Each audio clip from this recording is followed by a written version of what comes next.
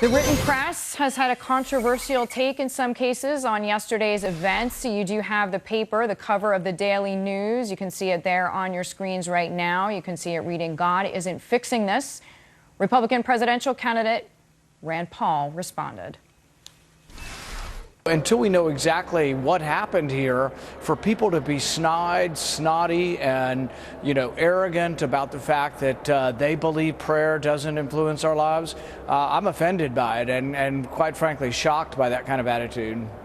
Democratic Senator Chris Murphy also said your thoughts should be about steps to stop the carnage. Your prayers should be for forgiveness if you do nothing again, and that is in reference to some of the GOP presidential candidates. With me now, Media Research Center President Brent Bozell.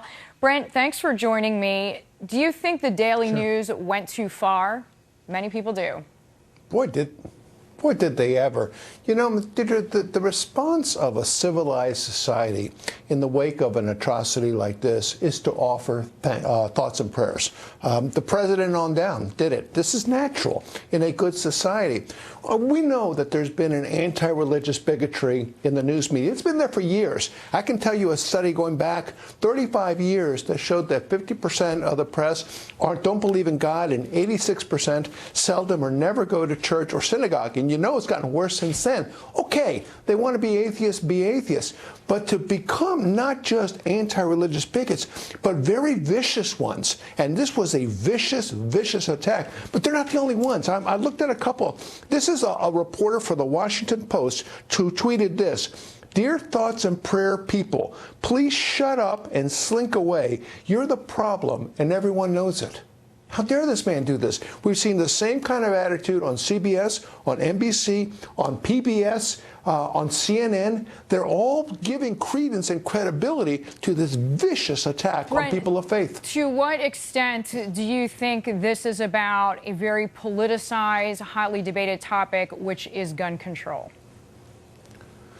It's so unfortunate.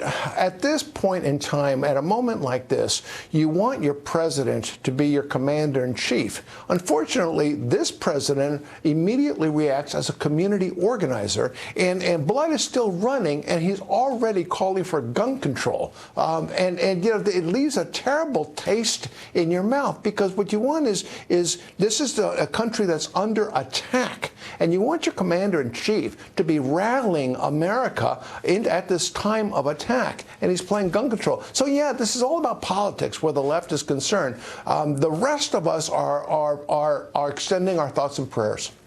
Brent, thank you. Well said. Brent Bozell joining me there, Media Research Center President. One hero